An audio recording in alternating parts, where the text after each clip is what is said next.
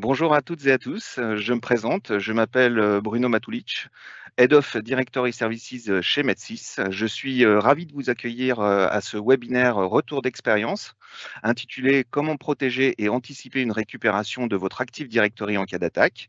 Merci à tous pour votre présence. Ce webinaire sera co-animé par Medsys, Semperis et les laboratoires Expansience. Nos intervenants du jour seront Mathieu Trivier et Frédéric Rucker. Messieurs, je vous laisse vous présenter en quelques mots. Bonjour à tous, Mathieu Trévier, Director of Pre-Sales for Semperis. Bien, bonjour à tous, Frédéric Rucker, je suis responsable infrastructure au sein des laboratoires Expansience. Très bien, merci à vous. En ce qui concerne l'agenda de ce webinaire, voici comment nous allons procéder. Nous commencerons avec Mathieu Trivier qui nous fera un rappel des problématiques que nous rencontrons aujourd'hui dans les environnements Active Directory. Puis Mathieu enchaînera ensuite avec une présentation des fonctionnalités clés des solutions Semperis. Ensuite, nous poursuivrons par le retour d'expérience de Frédéric Rucker, qui partagera avec nous les bénéfices concrets de la mise en œuvre des solutions Semperis au sein du système d'information des laboratoires Expansience. J'aurai ensuite l'occasion de vous expliquer comment Medsys accompagne ses clients dans la mise en place et l'intégration des solutions Semperis. Et enfin, nous clôturerons ce webinaire par quelques recommandations et une session de questions-réponses pour échanger ensemble sur ces sujets. Pour rappel, ce webinaire est enregistré. Le replay sera disponible sur le site de Medsys. Si vous avez des questions, n'hésitez pas à les poser dans la section Q&A et on se fera un plaisir de vous répondre à la fin de la session. Alors, écoutez, sans plus attendre, je vous propose que nous commencions. Mathieu, à toi la parole. Merci Bruno. Pour commencer ce webinaire, on va se reposer un petit peu les questions sur pourquoi est-ce qu'on regarde à nouveau Active Directory plus de maintenant 25 ans après la création de cette plateforme qui est encore massivement utilisée dans les entreprises. L'idée, en fait, c'est que pendant un certain nombre d'années, en fait, l'Active Directory, on l'a laissé de côté parce que ça rendait très bien le service dont il avait été conçu pour. Est arrivé, en fait, 2017 avec les premiers gros ransomware, NotPetya, WannaCry, où en fait on s'est rendu compte que les attaquants exploitaient l'identité et en particulier l'Active Directory pour pouvoir commencer à se répandre dans les environnements. Et en fait, quand on regarde aujourd'hui un petit peu la position d'Active Directory, même si, comme je le disais, on est sur une technologie qui a maintenant 25 ans, on est encore sur le référentiel d'identité qui est utilisé par à peu près 90% des entreprises. Derrière, même si on a eu un grand mouvement vers la partie cloud, et notamment si on reste sur les solutions Microsoft sur la partie Entra ID, eh bien en fait, Entra ID n'est qu'une extension, une synchronisation de l'Active Directory. Donc l'idée, en fait, ça a toujours été de revenir un petit peu aux sources et de commencer par sécuriser cette partie Active Directory pour pouvoir de facto arriver avec d'autres référentiels qui seraient pluggés dans Active Directory qui vont également être sécurisés. Derrière, on voit ici sur cette slide des choses comme Salesforce, comme Box, même comme Office 365, qui viennent en fait directement se connecter, ce qui veut dire que demain, si on avait une brèche liée à Active Directory, par extension, c'est une brèche dans Microsoft 365, c'est une brèche dans Box, c'est une brèche dans Salesforce. Donc un besoin de focus au niveau de la sécurité Active Directory, et aussi, on revient sur cette problématique de ransomware, la préparation à malheureusement le pire des scénarios, c'est-à-dire le scénario ransomware.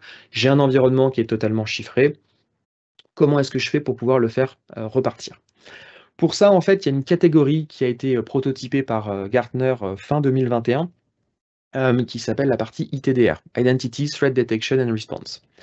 C'est donc dans l'extension, on va dire, des EDR, NDR, XDR qui ont eu une trend bien avant cette partie-là, mais là qui se focalise au niveau de la partie identité et qui rapporte en fait une composante qu'on a longtemps oubliée, c'est la partie réponse. En fait, on s'est rendu compte, et Gartner l'explique très très bien, que faire de la détection sur la partie identité, c'est une très bonne chose, mais il faut également être capable de pouvoir faire de la réponse parce que malheureusement, si on a une compromission d'identité, eh ben en fait, on se rend compte que les scénarios de compromission entre la compromission initiale et le point de non-retour, ils se comptent en quelques minutes. Donc on doit avoir des solutions qui sont en capacité de répondre à la menace et pas simplement de le détecter et derrière de se baser sur d'autres solutions, SIEM, SOAR, pour pouvoir aller faire de la réponse. Donc une fois qu'on a ces deux choses-là en tête, comment est-ce que Semperis va pouvoir potentiellement aider? Alors pour ceux qui ne connaissent pas encore Samperis, on est arrivé sur le marché européen en 2020. C'est pas pour autant qu'on est une société jeune, on a été fondé en 2013, donc ça fait maintenant plus de 10 ans qu'on existe. Et on va aller se focaliser sur la cyber-résilience liée à l'identité. On ne fait que de l'identité, on veut rester sur cette identité et on est relativement bon, puisqu'on est toujours présent sur le marché, sur le secteur de l'identité. Qu'est-ce qu'on va apporter en termes de solutions? Eh ben, en fait, on va apporter une solution qui va permettre de couvrir tout le cycle de vie, on va dire, par rapport à une attaque. Donc, comment ça va se caractériser? Souvent, en fait, je l'évoque aussi sur la question de maturité des entreprises vis-à-vis de la sécurité des identités. Souvent, on commence par se rendre compte un petit peu de l'état de la catastrophe. On a des designs qui ont 5, 10, 15, 20 ans, donc qui ne sont plus forcément adaptés aux risques qu'on va avoir aujourd'hui.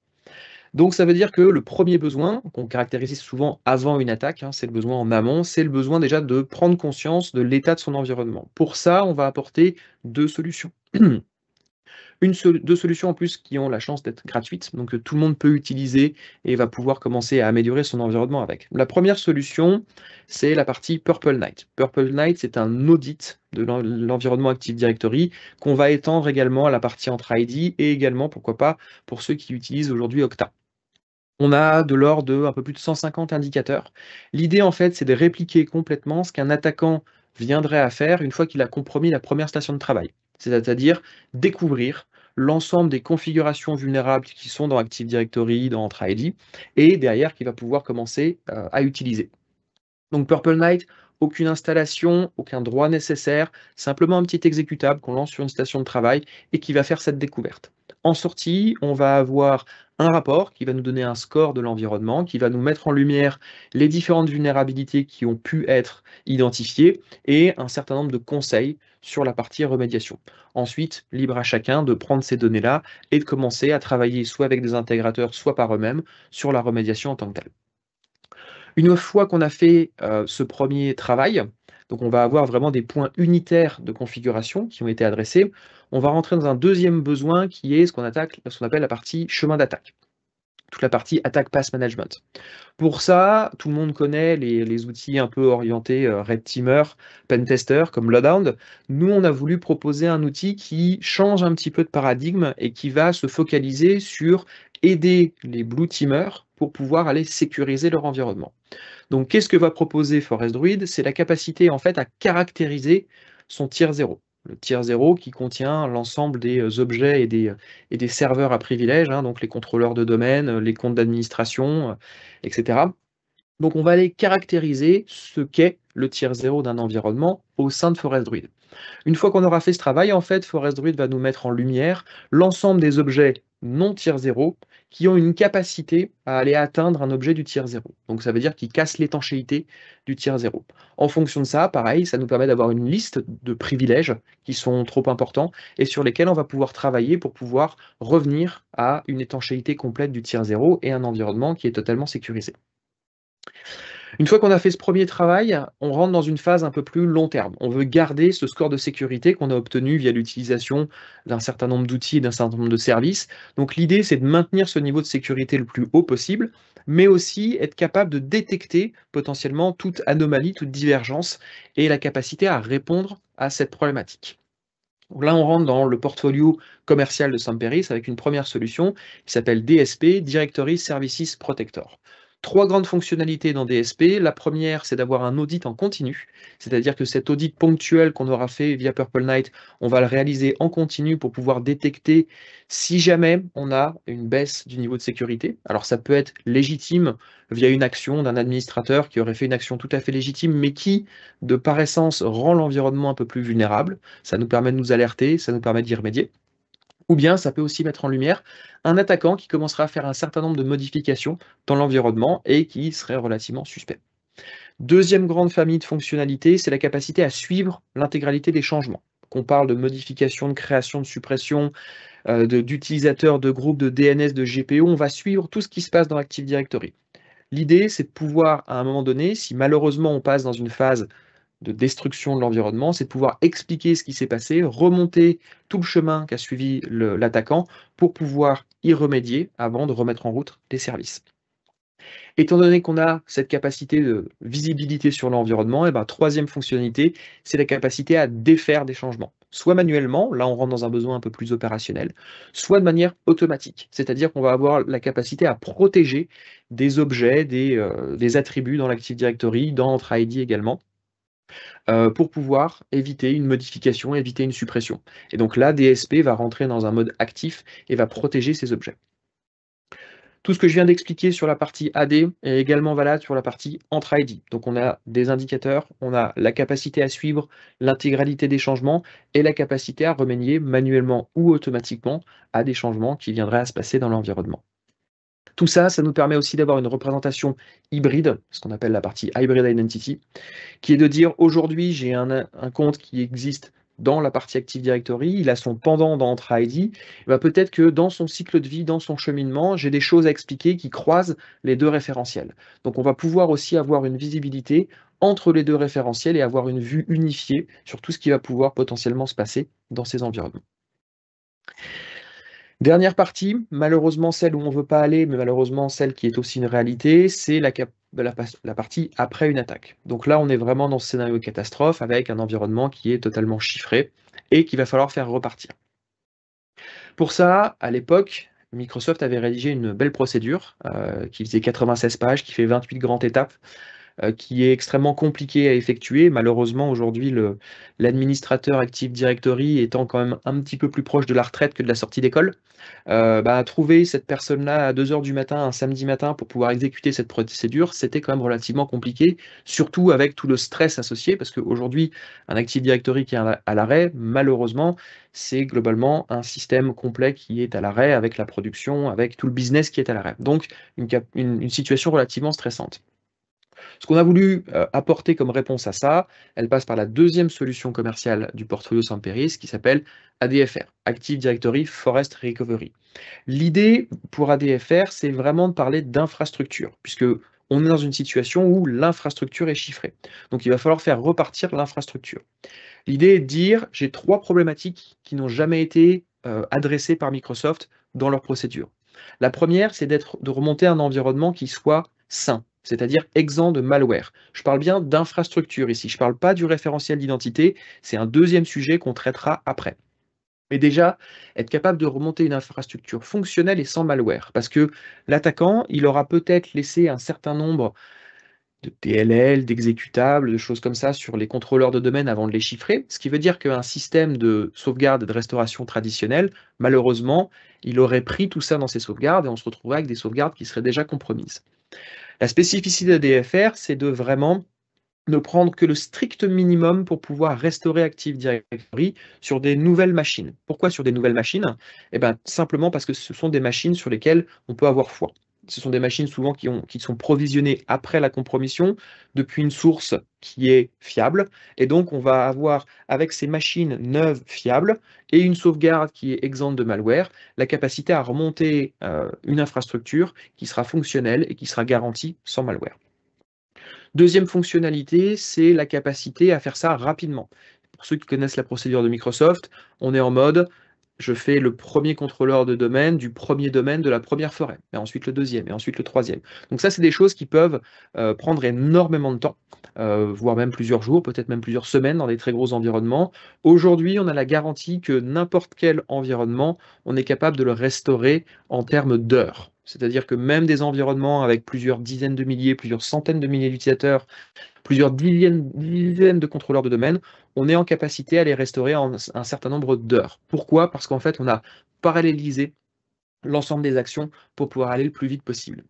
Et la troisième fonctionnalité, en fait, c'est l'automatisation. Au lieu de se retrouver avec une procédure qui est extrêmement complexe, qui est vraiment une procédure de spécialiste, on va se retrouver avec une procédure qui va prendre globalement 6 clics, dont 4 vont être à la portée d'à peu près n'importe qui, et les 2 derniers vont nécessiter un petit peu de connaissance Active Directory. Mais ça permet vraiment de s'affranchir de cette problématique de la personne clé, comme je disais, à 2 heures du matin.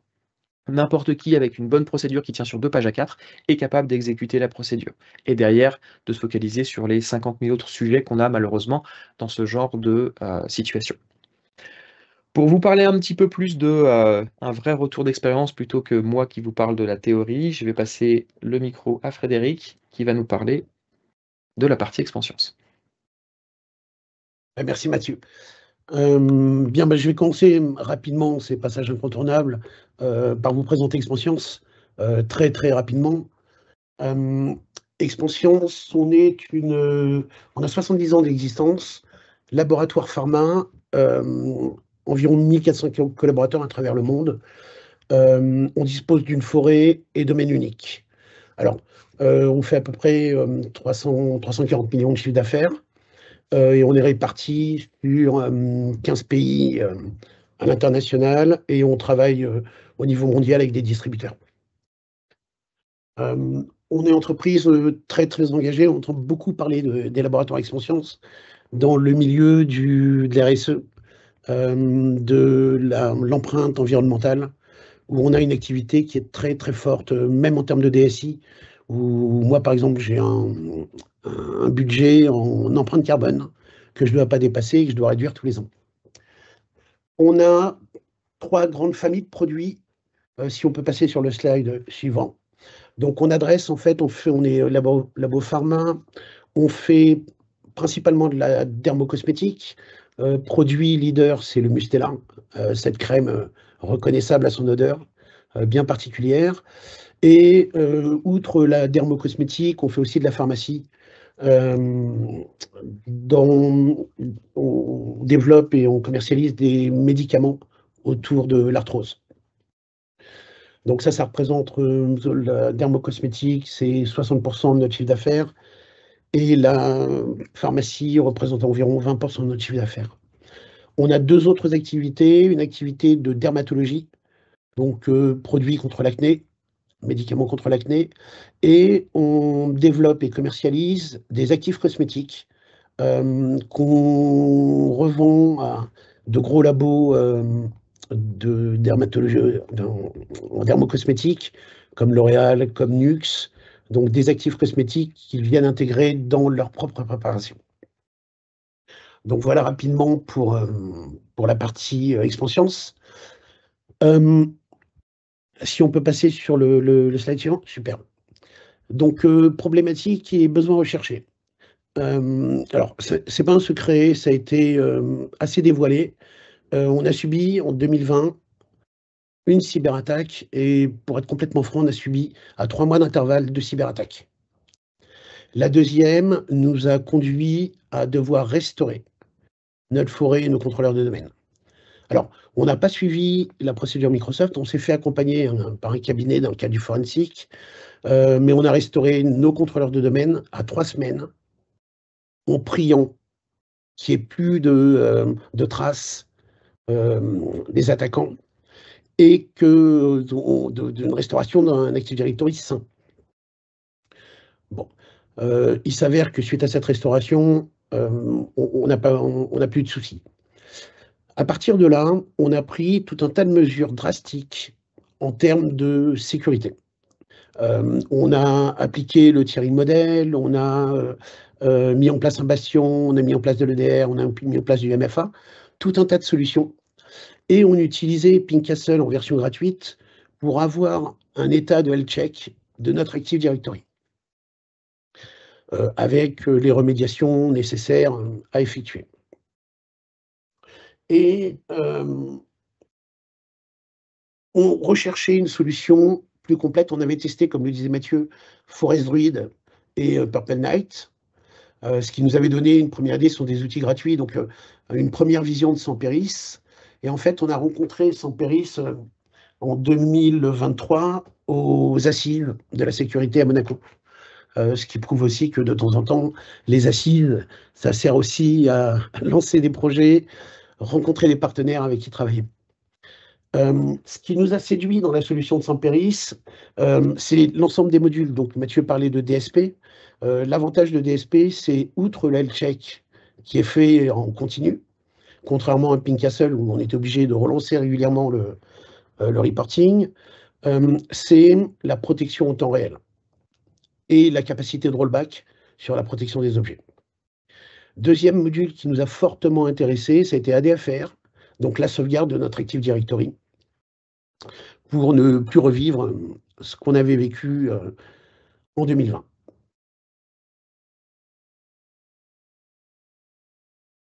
Donc voilà pour la problématique et les besoins recherchés. Alors, bénéfices ressentis, on utilise les deux produits. Premier gros bénéfice, c'est la sauvegarde de notre AD dans un vault protégé qui nous garantit qu'en cas d'attaque, on ne pourra pas aller supprimer ces sauvegardes. On fait de la sauvegarde, alors nos serveurs sont dans Azure, donc ce sont des VM, nos contrôleurs de domaine sont dans Azure. Elles sont sauvegardées par Azure Backup. On a normalement une garantie que les sauvegardes ne peuvent pas être altérées. Ceci dit, l'avantage d'avoir une sauvegarde de l'AD dans un vault protégé nous met quand même à l'abri d'une quelconque compromission des sauvegardes. Ça, c'est le premier point. Ça nous a permis aussi de simplifier le processus de sauvegarde. Aujourd'hui, on sauvegarde la VM toujours avec Azure Backup, mais ce qu'on surveille le plus, c'est nos sauvegardes de l'Active Directory avec ADFR. Alors, on fait une sauvegarde incrémentale, il me semble, toute la semaine, et des fulls le week-end. Alors, gros avantage, ça a été la réduction du RTO, et Samperis nous accompagne dans la capacité de tester chaque année notre plan de reprise autour de l'AD. Donc, on a un test par an. On est dans le milieu pharma, donc on nous demande régulièrement d'apporter des preuves de la résilience de nos infrastructures et du bon fonctionnement de nos sauvegardes. Donc ça nous permet de pouvoir documenter, tester notre runbook et fournir les preuves à l'assurance qualité chez nous du bon fonctionnement de la sauvegarde et surtout de la restauration. Donc, ce que j'expliquais, on a un plan de reprise unitaire qu'on a testé et documenté. On n'a pas une grosse forêt, mais grosso modo, on a fait une restauration complète en 2 heures. Alors, cette restauration testée, on l'a fait dans Azure. Pour la petite anecdote, dans Azure, il n'y a pas de console pour les serveurs comme on peut le trouver sur du VMware. Ça nous a obligés à restaurer dans un VNet clos, étanche, mais pas si étanche que ça en fait, parce que il nous fallait un jump pour prendre la main. L'adressage est fourni en DHCP par Azure. Donc on avait du DNS, on a restauré nos serveurs, et les 2 serveurs ont été s'inscrire dans le DNS de production, et notamment sur la partie LDAP. Et à partir de là, on a commencé à avoir des applications auxquelles on n'arrivait plus à se connecter, parce que bien que vu côté LDAP au niveau DNS, les contrôleurs de domaine n'étaient pas accessibles, puisqu'ils étaient dans un environnement étanche et clos. On a mis 2-3 jours à détecter qu'on avait eu cette modification qui avait été appliquée. Pour les prochaines, on sera carrément plus vigilant, mais vraiment lié à la problématique d'Azure et que Microsoft ne fournisse pas de console, comme on peut l'avoir avec VMware, qui nous aurait permis d'être complètement étanche. Alors, les tests de restauration qu'on a fait ont été assez simples. On s'est connecté avec un compte admin, on a vérifié la présence de nos objets, donc GPO, user, computer, 6 vols, pour s'assurer qu'on avait restauré, que notre AD était fonctionnel. Donc là-dessus, pas de souci. On a bien été accompagné et ça s'est fait très très facilement. Les bénéfices côté DSP maintenant, parce que on a les 2 solutions.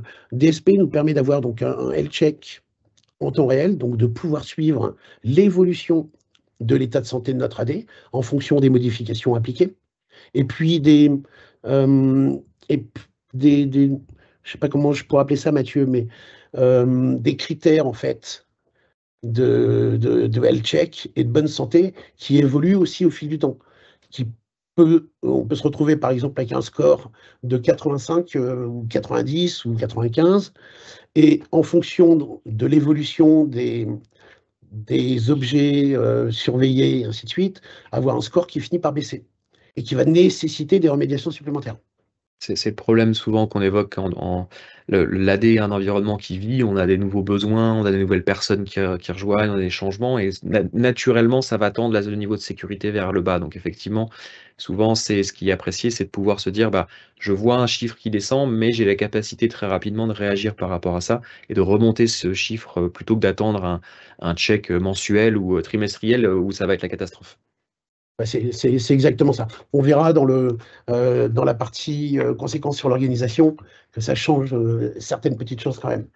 Mais donc, je le disais, Elchec, la protection des objets AD, notamment des comptes à privilèges ou ce genre de choses où on est capable de faire un rollback automatisé, l'identification donc des vulnérabilités et l'envoi des notifications et des logs à notre SOC externalisé.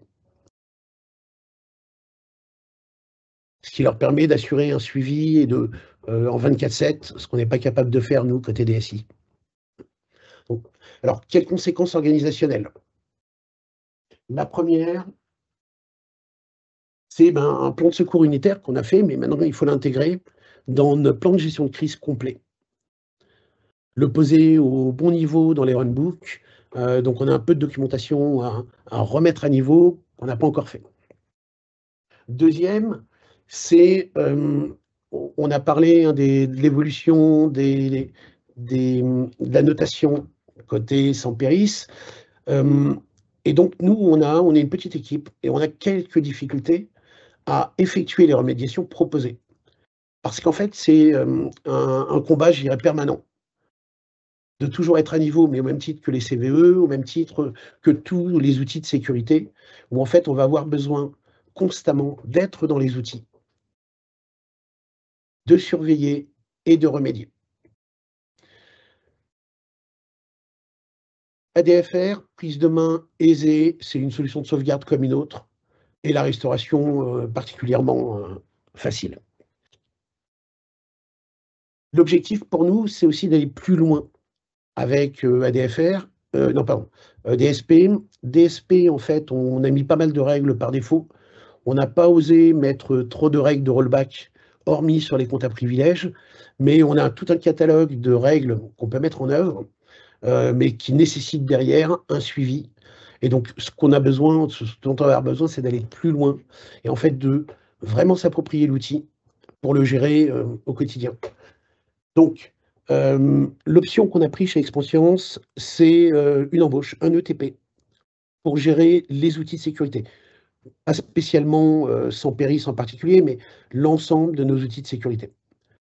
J'ai des admins ou des chefs de projet techniques qui gèrent tout un tas de produits en transverse. L'objectif, c'est de redéfinir le périmètre lié aux solutions de sécurité logicielle et d'avoir un ETP qui puisse gérer au quotidien le paramétrage des solutions, la gestion des remédiations, l'optimisation.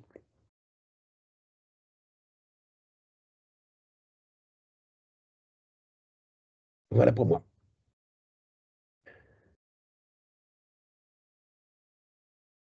Très bien, merci Frédéric. Eh bien, je vous propose qu'on continue directement avec l'accompagnement par Med6. Mais juste avant, je souhaitais vous présenter un petit peu Med6 pour ceux qui ne nous connaissent pas encore. Donc Med6 est un acteur reconnu dans le conseil et l'intégration de solutions autour de la cybersécurité, du cloud et des infrastructures IT. Avec nos 500 collaborateurs et 12 agences réparties sur l'ensemble du territoire, nous assurons une proximité, un accompagnement de terrain auprès de nos clients partout en France. Aujourd'hui, nous accompagnons plus de 640 clients actifs issus de tous les secteurs d'activité. Notre engagement, c'est de proposer des solutions adaptées, pragmatiques et sécurisées pour répondre aux enjeux de l'IT d'aujourd'hui et de demain. On peut enchaîner, Mathieu, avec l'offre d'accompagnement sur la solution DSP. Donc effectivement, l'offre d'accompagnement d'implémentation de la solution Directory Service Protector se divise en 3 phases, comme vous voyez, conception, implémentation et bilan. Dans la phase de conception, comme tout bon projet, nous retrouvons une réunion de lancement, une espèce de kick-off, puis 2 ateliers de co-construction. Le premier atelier intitulé Architecture et dimensionnement de la solution vise à répondre à plusieurs objectifs. Le premier des objectifs est d'analyser l'architecture actuelle de l'environnement Active Directory du client afin de définir les meilleures pratiques d'intégration de la solution DSP. Le second objectif est de présenter au client les composants de la solution et de lui fournir tous les prérequis nécessaires à son implémentation. Cela peut être les ressources nécessaires pour chaque composant, les permissions ou encore, par exemple, la matrice des flux. Le second atelier nommé Définition des stratégies de réponse à incidents, quant à lui, vise à définir avec le client les stratégies de réponse qu'il souhaite mettre en place pour répondre aux incidents dans la solution. En termes de livrables liés à cette phase, nous retrouvons les supports PowerPoint des ateliers ainsi que les comptes rendus associés, le dossier d'architecture technique intégrant la description des composants de la solution, les schémas d'implémentation ainsi que son paramétrage. Et comme vous l'aurez compris, la seconde phase du projet vise à implémenter la solution DSP dans l'environnement du client. Ici, on retrouvera l'installation et la configuration des composants de la solution, la mise en place des stratégies automatisées de réponse à incidents. En termes de livrables, le client disposera d'un dossier d'exploitation lui permettant de gérer de manière autonome la configuration de l'outil et des stratégies de réponse automatisées. La troisième phase de ce projet intitulé Bilan permettra au client d'évaluer la maturité de son environnement Microsoft AD et Entra, en termes de sécurité, bien évidemment. On retrouvera lors de cette phase un atelier intitulé Revue des vulnérabilités et explication des indicateurs d'exposition, permettant justement d'expliquer aux clients les vulnérabilités auxquelles ces environnements AD et Entra sont contraints. On en profitera également pour réaliser un transfert de compétences auprès des équipes techniques afin qu'ils puissent être complètement autonomes dans l'administration et la configuration de la solution DSP. Alors, en option à cette offre d'accompagnement, nous proposons aux clients de les aider sur la remédiation des vulnérabilités en leur mettant à disposition nos ressources expertes sur le sujet, ainsi que notre méthodologie qui a fait ses preuves par le passé dans différentes tailles d'organisation. Juste pour pour vous expliquer brièvement la méthodologie de remédiation MED6, celle-ci repose sur l'utilisation de fiches de remédiation. Concrètement, chaque vulnérabilité est identifiée et fait l'objet d'une fiche dédiée, ce qui permet d'assurer le suivi de son traitement. Ces fiches servent également de support au comité consultatif des changements, ou les CAB, en fournissant les informations nécessaires à l'analyse, au suivi et à la correction de la vulnérabilité. Du coup, la version 1 de la fiche correspond à la qualification initiale de la vulnérabilité et au fil de l'avancement des travaux de remédiation, la fiche évolue et est mise à jour pour refléter les actions menées. Et enfin, la version 2 de la fiche marque la clôture de la vulnérabilité une fois la recette effectuée. Merci Mathieu, je te propose de passer à l'offre d'accompagnement DFR.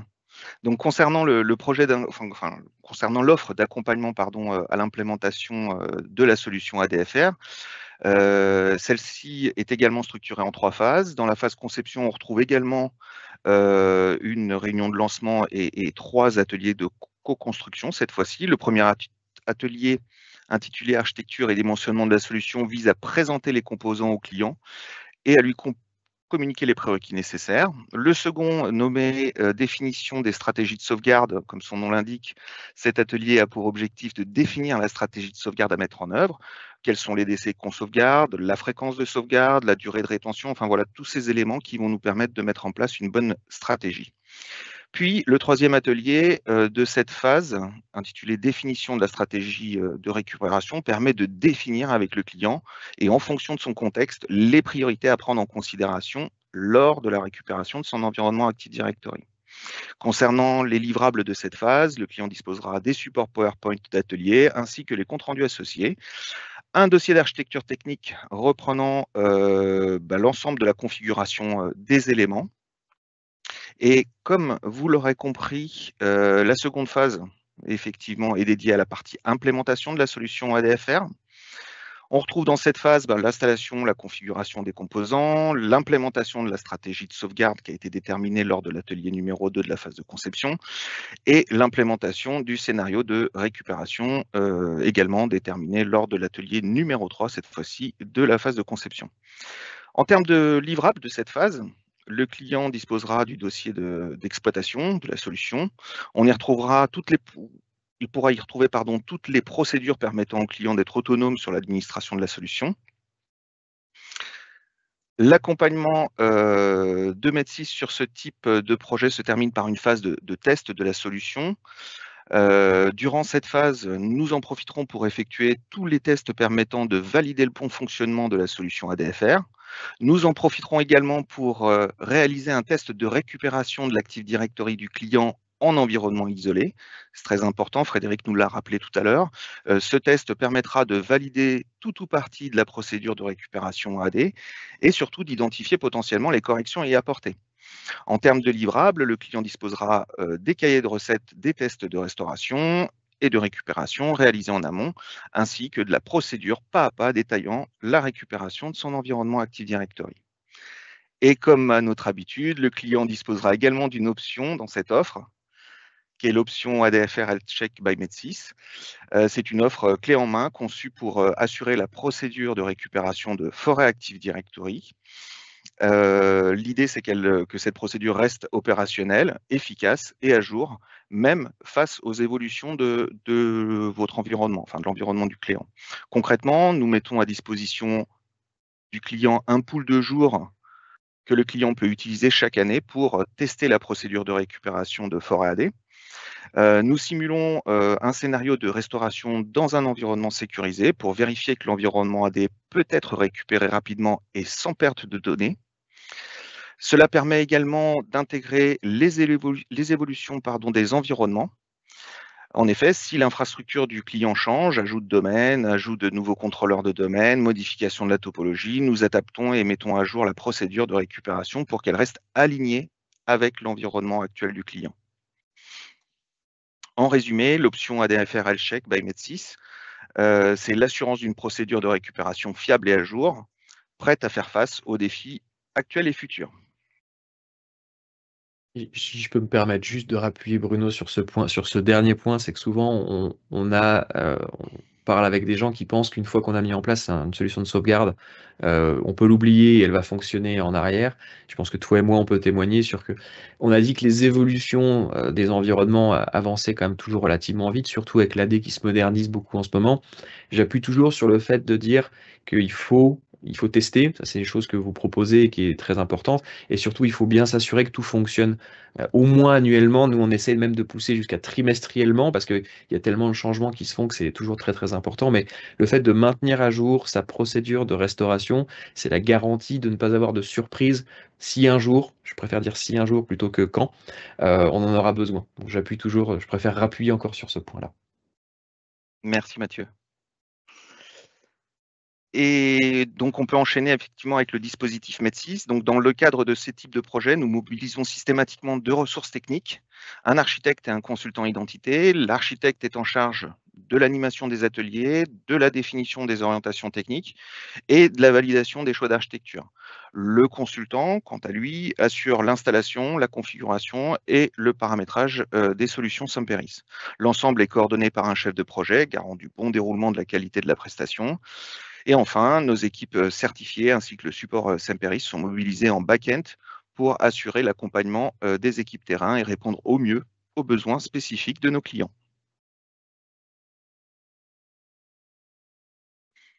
OK, quelques petits conseils et recommandations.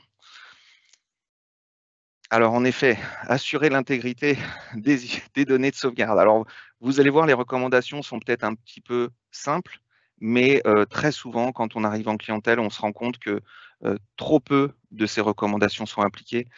Donc il est vraiment nécessaire de faire passer le message et de mettre ces recommandations et ces règles en place.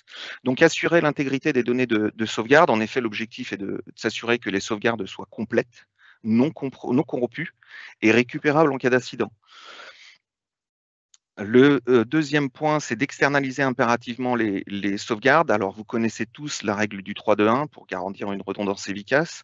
Alors, pourquoi c'est essentiel? Donc, en cas d'attaque par ransomware, les sauvegardes locales peuvent être aussi chiffrées, donc inutilisables. Avoir une copie externalisée permet de récupérer les données malgré l'attaque. Et ça, justement, Frédéric nous le soulignait tout à l'heure.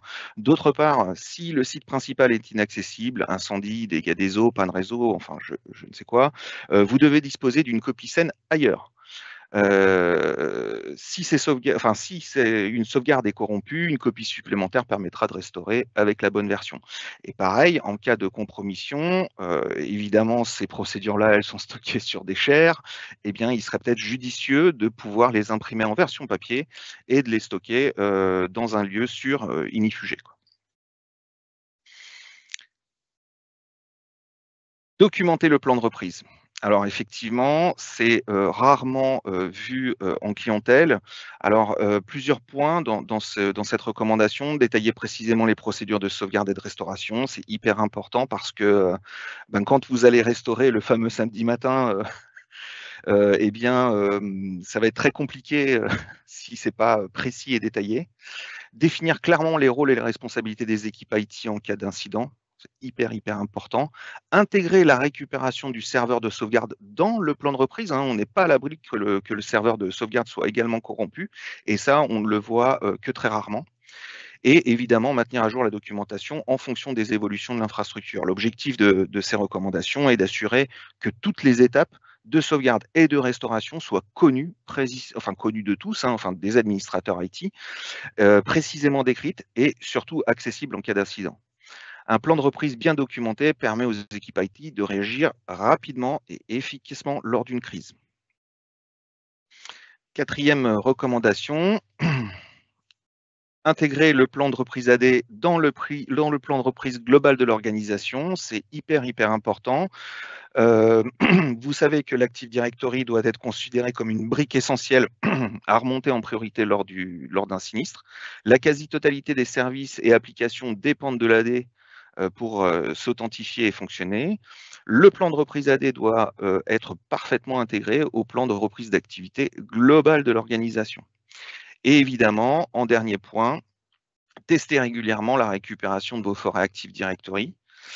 Ça va vous permettre de vérifier l'efficacité de la procédure, de former les équipes techniques à la procédure de récupération et puis d'identifier et corriger les éventuelles failles du processus. Vous trouverez également, si tu recliques encore une fois, un lien vers le guide de recommandation de l'ANSSI qui concerne la sauvegarde des systèmes d'information. En résumé, anticiper, documenter, sécuriser et tester sont les piliers d'une stratégie efficace de protection et de restauration d'Active Directory. Voilà, je vous propose de passer aux questions. Alors, on a une petite question qui est arrivée sur les prestations d'accompagnement par Mathis. Je vais la prendre comme ça, Bruno, tu ne feras pas la question et la réponse. D'accord. Les prestations d'accompagnement proposées par Mathis sont-elles avec un engagement de moyens ou de résultats? Alors, très bonne question. Effectivement, nos offres d'accompagnement sont modulables et peuvent s'adapter à vos besoins spécifiques. Par défaut, nos prestations sont proposées au forfait, c'est-à-dire avec un engagement de résultat. Cependant, pour répondre à des besoins plus ponctuels et pour des questions de maîtrise peut-être budgétaire, nous pouvons également intervenir en assistance technique avec un engagement de moyens cette fois-ci. Dans ce cadre, nous mettrons à disposition notre expertise, nos outils et nos ressources sans engagement, mais par contre avec la garantie d'un accompagnement de qualité. Ok, merci. Deuxième question qui vient d'arriver. Pouvez-vous confirmer si les solutions Purple Night et Forest Druid sont bien gratuites et comment y accéder? Alors, les deux, effectivement, je le confirme, les deux solutions, celle d'audit et la partie Attack Pass Management, sont deux solutions qui sont gratuites, mais qui prennent surtout leur valeur quand on en tire les bonnes informations. Donc souvent, ce qu'on recommande, c'est que c'est des choses qu'on peut commencer à faire seul. On peut les télécharger directement sur le site de Semperis. On peut commencer à faire tourner les audits, à commencer à avoir une première vision. Par contre, ce qu'on recommande toujours, c'est de se faire accompagner sur ça, et Metis peut le proposer également. C'est qu'il faut quand même avoir la connaissance à la fois du spécifique de l'environnement, donc ça ne pourra venir bien souvent que du côté client, mais aussi la connaissance des bonnes pratiques autour de la sécurisation de l'Active Directory. Et ça, c'est souvent des partenaires comme Metis qui vont rapporter cette expertise pour qu'une fois qu'on mette les deux ensemble, on ait la capacité à commencer à rédiger des plans de remédiation et à travailler, à monter en sécurité, comme je l'évoquais au tout début. Deuxième question pour toi Bruno. L'option ADFR Health Check peut-elle être souscrite, si nous disposons déjà de la solution ADFR? Alors oui, tout à fait. Les offres, hein, encore une fois, les offres d'accompagnement Med6 s'adaptent aux besoins de chaque client. Elles sont modulaires, donc sans aucun souci. L'option peut être donc commandée indépendamment de l'accompagnement initial, hein. Je propose qu'on termine ici la diffusion de ce webinaire. Bruno, Frédéric, est-ce que vous voulez rajouter quelque chose comme mot de la fin? Bah écoute, pour moi, c'est tout bon. Frédéric? C'est tout bon aussi pour moi.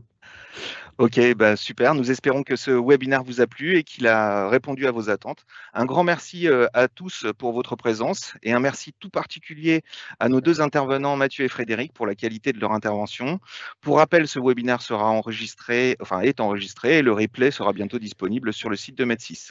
Et puis surtout, n'hésitez pas à nous solliciter pour toute question ou demande d'accompagnement sur ces sujets. Nous serons ravis d'échanger avec vous. Encore une fois, merci à tous et nous vous souhaitons une excellente fin de journée. À très vite. Merci à tous, bonne journée. Merci à tous. Au revoir. Au revoir.